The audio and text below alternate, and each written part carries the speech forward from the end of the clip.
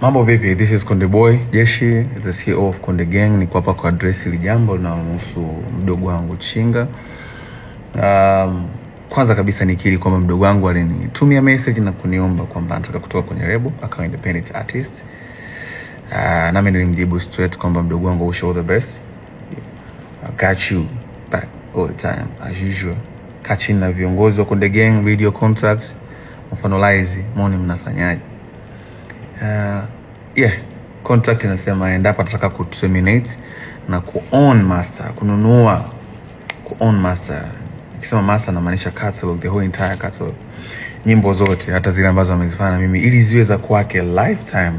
Hizo zinaingiza pesa kwake lifetime. Inatokea alipie kuzinunua hicho kiasi cha pesa kilichotajwa kwenye mkataba ambao mdogo wangu alisign 4 years ago na kampuni ya Konde Music. Hayo ndio ilikuwa ni mazungumzo na lakini sijui nini kimetokea kwake. Baadaye akaja kusema kwenye social media kwamba nimemdai kiasi cha bilioni 1. Nikiri kwamba sijamdai kiasi cha bilioni 1 na nisingependa pesa yangu tena ije kunichafua mwenyewe. I did my best. I wish him all the best. Nampenda sana, msupporteni sana. He's an independent artist from now on. Nikiwa naongea promoters, mkiwa na show mwiteni, fanye pata risk, aisaidie familia yake.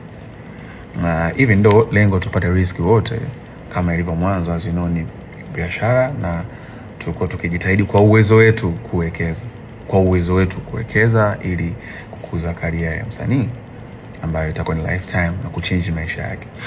So far tumshukuru Mungu kwa support yetu, tumeweza kufanikisha kuwaletea superstars kadhaa ikiwemo Chinga, kina Angela, Kili Chidi walikopo na Country Boy, na wao wote waliondoka hakuja kuwa na matatizo yote, na wote wana own masters zao na for good and for peace. Hamna mtu yote mwenye malalamiko ya kudaiwa.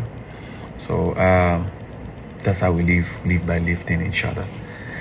Lakini pia speaking of BASATA, nilipata mwito na niliomba management yangu niwakilishe, nataka kujua issue ni nini, kwa sababu sikutegemea, na kwa sababu mazungumzo alizungumza naye na bwana Chinga, sikutegemea kama angeweza kufika BASATA baada ya sanaa na usuluhisho.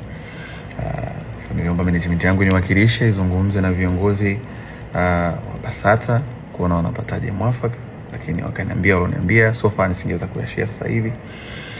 Mimi sikuona haja ya kusuluhisha na mdogo wangu au msanii ambaye nimemtengeneza mimi mwenyewe. Sikuona hiyo haja ya kutengeneza kakia, sikuona hiyo haja ya kutengeneza sintofahamu na mitaharuka.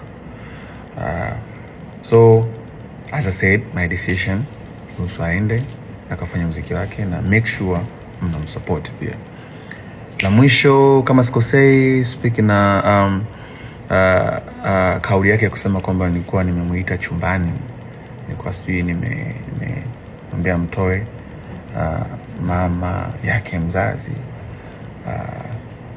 It's sad, na sio kwamba sijui how it's tarnish image, na sio kwamba sijui kuna baadhi ya watu wanaweza wakaamini kwa ni kweli, lakini sina namna. Mtoto akiganyea mkono huwezi kukata, utafanyaje? First, nimemwachia Mungu. Second, nimemsamehe. Na mwisho namwombea. Mimi sihitaji msamaha wote kutoka kwake. Akiona kuna tija sawa, akiona kama kuna haja ya kuomba msamaha watu walosikia maneno hayo ni sawa, lakini pia anastahili kuomba msamaha zaidi ni Mwenyezi Mungu. Kwa ikimpendeza basi kwa wakati wake inshallah aseme sana, aongee na Mungu wake kwa moyo wake wa dhati kabisa. Naamini itamuongezea baraka zaidi na atafika mbali zaidi. Kwa upande wangu mimi sina shida kabisa, na yeye ni my brother na si ataendelea kuwa my brother. Konde Gang nyumbani kwake, because Konde Gang made him. Kwa hiyo wish him all the best. So kwa kusema hayo, nashukuru sana kwa kuendelea kuisupport Konde Gang. Nashukuru sana kwa kuendelea kutunga mkono siku zote. Kuna superstars kibao wanakuja, and thank you so much for your time watching this.